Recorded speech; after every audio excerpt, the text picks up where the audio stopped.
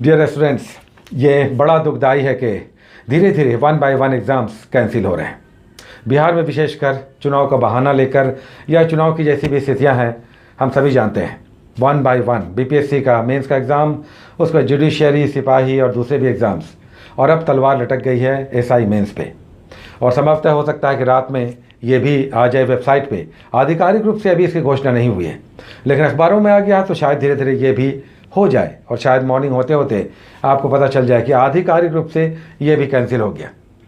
सब कुछ अपनी जगह पे होता है, लेकिन छात्रों का एक छोटा सा डिमांड कि समय पर परीक्षाएं हों, रिजल्ट दिए जाएं और उनकी वैकेंसी कंप्लीट की जाए, ये नहीं होता। तो ये थोड़ा तकलीफ़ देता है हम लोगों के। शायद हम लोगों के लिए ये भाग्य में लिखा है कि छात्र संघर्ष करके अपने लक्ष्य को अंततः प्राप्त करेंगे। आज भी अभी भी यही मेरा कहना है कि इसके बावजूद हम लोग धैर्य रखें और संभवतः नवंबर दिसंबर में फिर ये एग्ज़ाम्स होंगे, डेफिनेटली होंगे। क्योंकि सरकारों को हैंड तो चाहिए, वर्किंग हैंड्स चाहिए, ऑफिसर्स चाहिए, अधिकारी चाहिए, क्लर्क चाहिए, तो एग्ज़ाम्स होंगे और बहाली भी होगी। ये है कि थोड़ा कट छट कर, डिलेड होकर ये सब हो। अब ये चुनौती है कि जिन्हें सबसे ज़्यादा ज़रूरी है एक नौकरी, यहाँ सर्वाइवल ऑफ द फिटेस्ट है। तो आगे बढ़कर कौन अपना हक ले लेता है, ये आपके लिए चुनौती है। अब उसके लिए दिन रात परिश्रम, मेहनत करना पड़ेगा। तो डिसर्टेन ना हो। एग्ज़ाम के डेट्स बढ़े हैं, लेकिन ऐसा ना हो कि हम लोग पढ़ाई एकदम छोड़ दें। ये ज़रूर हम अपील करेंगे अपने छात्रों से कि कुछ दिनों के लिए हो सकता है, अगर एग्ज़ाम कैंसिल हो जाता है 2-4-5 दिन आप रेस्ट ले लें, लेकिन उसके बाद पढ़ाई में लग जाए उसी तरह से। फिर देखिए 4-6 महीने के बाद जब लग रहा था कि संभावनाएँ बन रही हैं, फिर डेट बढ़ गया। हो सकता है 3-4 महीनों के बाद, 2 महीनों के बाद, नवंबर दिसंबर के आसपास ये एग्ज़ाम्स हो जाए। तो तैयारी आप रखते रहें, जब भी एग्ज़ाम होगा काम आएगा आपका आज का पढ़ा हुआ। आज हम लोग 9 नंबर एपिसोड कर रहे हैं। एनसीईआरटी सार का एक अच्छा सेगमेंट चल रहा है। 9 नंबर एपिसोड कर रहे हैं। टोटल पेजेस हैं 400। अगर 9 को 11 से मल्टीप्लाई करें तो 99 हो जाता है। तो 1/4 हम लोग इस सब्जेक्ट को इस 10 दिनों में, 9 दिनों में कंप्लीट कर चुके हैं। तो ये थोड़ा सा साई ऑफ रिलीफ है कि चलिए 10 दिन बीता, 9 दिन बीता, एक सेगमेंट हम लोगों ने एक अच्छे बुक का समाप्त किया, 1/4 1/4, और आने वाले दिनों में भी इसे हम लोग कंप्लीट करेंगे। तो एक एक पेजेस हम लोग ले रहे हैं, इसे आप करते जाएं। आज जो हम लोग पॉलिटी का पहला पेज ले रहे हैं वो है, हमारे यहाँ जब संविधान शुरू होता है तो राज्य क्षेत्रों के बारे में जानकारी मिलने लगती है कि भारत किस तरह से अलग अलग राज्य क्षेत्रों में बटा हुआ है।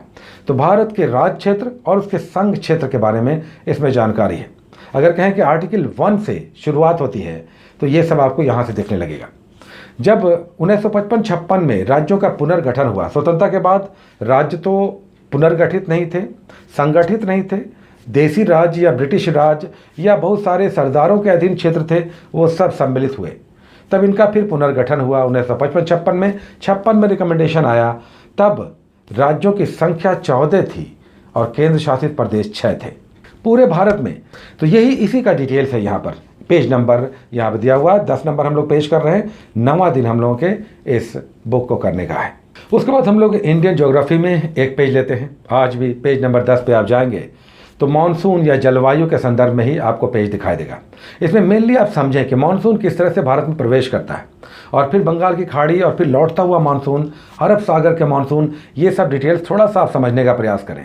अलग अलग क्षेत्रों में ये अलग अलग नामों से जाना जाता है। नॉर्थ वेस्टर क्या है, मैंगो शावर क्या है, तो ये सब आप समझेंगे जलवायु और मानसून में। उसके बाद वर्ल्ड ज्योग्राफी से हम लोग एक पेज लेते हैं जिसमें आज सुनामी है और भूकंप है। ठीक है, अच्छा टॉपिक है। इसमें मेनली आपको वेव्स को समझना है, किस तरह से भूकंप के वेव्स जनरेट होते हैं। एस, पी और एल वेव्स, इन तीनों ही वेव्स का चरित्र अलग है। सबसे पहले कहाँ पर ये भूकंपीय तरंग दिखाई देती हैं, उसे हम लोग क्या कहते हैं, और फिर अलग अलग इसके रिसर्च सेंटर्स और भी डिटेल्स पेज नंबर 60 पर भूकंप और तरंगे आप करेंगे सुनामी के। उसके बाद हम लोग पर्यावरण और पारिस्थितिकी यानी इन्वायरमेंट और इकोलॉजी के पेज लेते हैं। एक पेज हम लोग करते हैं।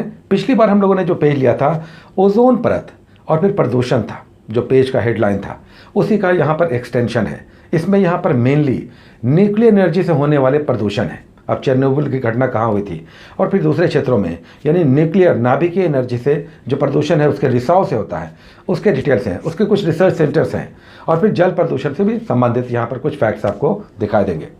उसके बाद हम लोग फिजिक्स और केमिस्ट्री और बायोलॉजी करते हैं। फिजिक्स में आज हीट है, ऊष्मा है, तो हीट से संबंधित, हीट का प्रोपगेशन कैसे होता है, एब्सोल्यूट टेम्परेचर कैसा है, अलग अलग तापमान के स्केल्स यहाँ पे दिए हुए हैं, फ़ारेनहाइट, सेल्सियस, रोमर, ये सब यहाँ पर एक जगह दिया हुआ है। तो हीट हम लोग करेंगे और ऊष्मा गति के सिद्धांत करेंगे फिजिक्स में। उसके बाद नेक्स्ट हम लोग केमिस्ट्री से लेते हैं एक पेज, जिसमें आज है मिश्र धातु, एल्लोय और उपधातु, मेटलॉइड्स। स्टील है, कांसा है, तांबा है, जर्मन सिल्वर है, उससे संबंधित, और फिर उसके विभिन्न प्रयोग। मिश्र धातु यानी एल्लोय करना है, और फिर उपधातु आप करेंगे यानी मेटलॉइड्स। उसके बाद हम लोग बायोलॉजी का एक पेज लेते हैं, जिसमें आज पोषण या न्यूट्रिशन का ही अगला विस्तार आप देखेंगे, जिसमें पूरा पेज, एक पेज विटामिन से संबंधित है। विटामिन, उससे होने वाले रोग, विटामिन का बायोकेमिकल नेम और उससे संबंधित कुछ महत्वपूर्ण तथ्य। तो बायोलॉजी में आप विटामिन कर रहे हैं आज। उसके बाद साइंस एंड टेक्नोलॉजी का जो पेज हम लोग आज ले रहे हैं, उसमें न्यूक्लियर एनर्जी और नैनो टेक्नोलॉजी पर बेस्ड बहुत सारे फैक्ट्स आपको दिखा देंगे, जैसे भाभा एटॉमिक रिसर्च सेंटर या इंदिरा गांधी परमाणु अनुसंधान केंद्र, ये सब कहाँ हैं, इसके विभिन्न प्रयोग, रिसर्च सेंटर, उसमें DRDO या दूसरे संस्थान किस प्रकार के कार्य कर रहे हैं। साथ ही नैनो टेक्नोलॉजी और उससे संबंधित कुछ महत्वपूर्ण तथ्य आपको दिखाई देंगे इस एक पेज पे, जो साइंस एंड टेक्नोलॉजी का पेज होगा। उसके बाद हिस्ट्री में हम लोग 2 पार्ट कर रहे हैं, मेडिवल इंडिया, मध्यकालीन भारत, और आधुनिक भारतीय इतिहास, जिसमें मेडिवल इंडिया में आज दिल्ली सल्तनत समाप्त करके हम लोग इसके स्थापत्य और इसके साहित्य को कर रहे हैं। ये बड़ा अच्छा सेगमेंट है जो जीके के रूप में, प्रश्न के रूप में आपको एग्जाम में दिखता है। अब स्थापत्य कला में सीरी का किला, अभी लास्ट टाइम जो SI का मेंस का एग्जाम हुआ था, उसमें सीरी का किला पूछा था। अलाउद्दीन खिलजी ने सीरी का किला दिल्ली में निर्मित किया था, या हौस खास या सुल्तानगढ़ी का मकबरा, ये सब एग्जाम्स में आते हैं, बॉक्स बनाकर दिया हुआ है। और दूसरी ओर साहित्य, लिटरेचर है, जैसे रेहला किसने लिखा, किताबुल हिंद किसने लिखा, तुगलकनामा का लेखक कौन है, तो ये सब आर्किटेक्चर और लिटरेचर में यहाँ पर एक पूरा बॉक्स बनाकर 2 अलग सेपरेट दिखाई देगा इस पेज पे, दिल्ली संस्कृत का। उसके बाद आधुनिक भारतीय इतिहास में आज मेनली विद्रोह है। विद्रोह है किसानों के और जनजातियों के। किसानों में जैसे रामोसी विद्रोह है, सन्यासी विद्रोह है, नील विद्रोह है, या दक्कन के विप्लव है, ये सब आपको दिखाई देगा। जबकि जनजातीय विद्रोहों में मेनली संथाल, मुंडा या पहाड़ी क्षेत्रों में जो विद्रोह हुए 1857 या उसके आसपास के विद्रोह, जनजातीय और किसानों के विद्रोह। उसके बाद लास्ट में हम लोग इकोनॉमी का एक पेज लेते हैं, जिसमें आज है इन्फ्लेशन है और मॉनेटरी पॉलिसी, यानी मुद्रास्फीति और मौद्रिक नीति। मौद्रिक नीति तो RBI जारी करता है। रिवर्स रेपो या CRR, SLR, ये सब जो दरें निश्चित की जाती हैं, ये मौद्रिक नीति के तहत आती हैं RBI के। जबकि दूसरी ओर मुद्रास्फीति यानी महंगाई को कैसे मेज़र करते हैं, इसके लिए आधार वर्ष क्या है, इसके डिटेल्स यहाँ पे आपको एक पेज में दिखाई देंगे। उसके बाद हम लोग बुक से भी कुछ टॉपिक्स लेते हैं समझकर पढ़ने के लिए, और इसे हम बार बार कहेंगे कि इस बुक से भी पढ़ना अनिवार्य है। ऐसा ना हो कि 11 पेजेस पढ़कर आप निकल जाएँ और समझें कि दिन भर का काम हो गया। अगर इसे सॉलिडिफाई करना है थोड़ा सा ठोस रूप में, तो आपको इन टॉपिक्स से भी कुछ टॉपिक्स करने चाहिए। जैसे आज हम लोग 2 टॉपिक्स हम लोग हिस्ट्री से कर रहे हैं और एक साइंस का कर रहे हैं। मेडिवल इंडिया भी हम लोग लेकर चल रहे हैं, जिसमें मुगल काल, दिल्ली सल्तनत समाप्त होकर मुगल काल चल रहा है। आज मुगल काल में हम लोग बाबर कर रहे हैं, यानी मुगल वंश का संस्थापक। अब बाबर मात्र 4 वर्ष रहा। उसने दिल्ली सल्तनत के अंतिम शासक इब्राहिम लोदी को हराया 1526 में पानीपत के प्रथम युद्ध में। उसके बाद मुगल सत्ता की स्थापना हुई। बाबर ने आरंभिक समय में ही तोपखाने का प्रयोग किया अपने युद्धों में। उसके बाद तुलुगमा नीति इसकी बहुत मशहूर थी, यानी अपने विरोधियों को सामने से तो वो हमला करता ही था, पीछे से घेर कर भी वो हमले करता था, जिससे विरोधियों को काफ़ी परेशानी होती थी। तो इसने तुलुगमा नीति अपनाया, तोपों का प्रयोग किया, और इसने मात्र 4 युद्ध किए 1526, 27, 28 और 29 में, जिसमें पानीपत के साथ साथ खानवा बहुत इंपॉर्टेंट है। उसके बाद घाघरा है और चंदेरी का युद्ध है। तो बाबर आप करेंगे मुगल वंश का संस्थापक। और फिर हम लोग एक साइंस का टॉपिक ले रहे हैं, जिसमें बायोलॉजी लेकर चल रहे हैं। पिछला टॉपिक हम लोगों ने बॉटनी में लिया था मॉर्फोलॉजी, प्लांट मॉर्फोलॉजी, जिसमें जड़, तना, पत्तियाँ, फूल और फल, ये हम लोग कर रहे थे।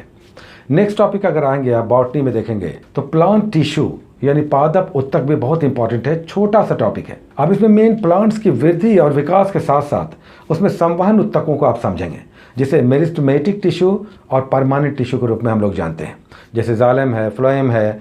तो प्लांट टिश्यू या पादप उत्तक आज आप करेंगे। उसके बाद मॉडर्न इंडिया में हम लोग रेनेसां यानी पुनर्जागरण कर रहे थे, 19वीं शताब्दी का पुनर्जागरण, जिसमें अलग अलग बड़े बड़े नेताओं ने, राजनेताओं ने, समाज सुधारकों ने कुछ संस्थाओं की स्थापना की और समाज सुधार और सांस्कृतिक सुधार का प्रयास किया, जिसमें मुख्य रूप से ब्रह्म समाज, आर्य समाज या ये सब हम लोग संस्थाएं कर रहे थे। सारी संस्थाओं को एक बार और आप कर लीजिए, चूँकि 19वीं शताब्दी का ये बहुत ही महत्वपूर्ण फेज़ है, चूँकि उसके बाद जो जन जागरण आया उसका आगे के राष्ट्रीय आंदोलन में काफ़ी प्रभाव पड़ा। इसलिए इस 19वीं शताब्दी के सामाजिक धार्मिक सुधार का बाद के इतिहास में बहुत महत्व है। उसके बाद हम लोग करेंट अफेयर्स में SPD और PD कर रहे हैं। SPD में आज 2 पेजेस हम लोग ले रहे हैं, 16 और 19। बीच के पेजेस नहीं करना, इंपॉर्टेंट नहीं है। 17 और 18 नहीं करना है, इसमें राजनेताओं के संसदीय क्षेत्र ये सब दिया हुआ है, ये सब इंपॉर्टेंट नहीं है। 16 इंपॉर्टेंट है, इसमें पूरे राज्यों के जो भारतीय राज्य हैं उसके राज्यपाल और मुख्यमंत्रियों के नाम दिए हुए हैं। तो राज्यपालों का कई बार मैचिंग आ जाता है और कई बार सेपरेट भी पूछा जाता है, तो ये इंपॉर्टेंट सेगमेंट है। साथ ही 19 में आप जाएंगे तो यहाँ पर कुछ ऐप्स हैं, प्रमुख ऐप और पोर्टल है, जैसे आत्मनिर्भर ऐप या घर घर निगरानी ऐप। मध्य प्रदेश में अभी कोविड के संदर्भ में घर घर निगरानी ऐप चला है। उसके बाद SPD में हम लोग लास्ट में डेट वाइज भी करेंट अफेयर्स कर रहे हैं, जिसमें 23 दिसंबर से 30 दिसंबर के बीच एक ही पेज में सारा 1 लाइनर्स है डेट वाइज एक पेज में। अब हम लोग जनवरी में इंटर कर जाएंगे नेक्स्ट टाइम, तो दिसंबर समाप्त हो जाएगा। पीछे का जितना भी हम लोगों ने किया अक्टूबर नवंबर दिसंबर समाप्त हो जाएगा आज करेंट अफेयर्स में। उसके बाद हम लोग प्रतियोगिता दर्पण कर रहे हैं सितंबर मंथ का। ये हमने इसलिए चलाया था क्योंकि तब सितंबर मंथ का ही मार्केट में अवेलेबल था। सितंबर में हम लोग तीसरा सेगमेंट कर रहे हैं, बल्कि चौथा सेगमेंट कर रहे हैं, नवीनतम सामान्य ज्ञान। चौथा सेगमेंट यानी राष्ट्रीय, अंतर्राष्ट्रीय और आर्थिकी के बाद यहाँ पर आपको चौथा सेगमेंट नवीनतम सामान्य ज्ञान का दिखा देता है। लेटेस्ट कुछ नई नियुक्ति, कुछ बहाली, कुछ बुक्स, कुछ कॉन्फ्रेंस यहाँ पे दिखा देते हैं। ये PD का सबसे महत्वपूर्ण सेगमेंट होता है, इकोनॉमी के बाद बड़ा महत्वपूर्ण सेगमेंट, जिसमें कुछ नई नियुक्तियाँ, कुछ नई घोषणा, कुछ नए सम्मेलन, कुछ नए बुक्स दिखाई देते हैं। आप जान रहे हैं कि अजय त्यागी सेबी के चेयरमैन थे, उनको एक्सटेंशन मिल गया। जम्मू कश्मीर के राज्यपाल बदल गए, मनोज सिन्हा बन गए हैं। ऑपरेशन समुद्र सेतु, ये सब यहाँ पर आपको नवीनतम सामान्य ज्ञान में दिखाई देगा। तो ये सब ग्रेजुअली करते जाना है, छोड़ना किसी को भी नहीं है। 24 घंटे का टाइम मिल रहा है, एक बार ग्लांस भी आप ज़रूर दें, इसका benefit in the long run आपको दिखाई देगा। Take care.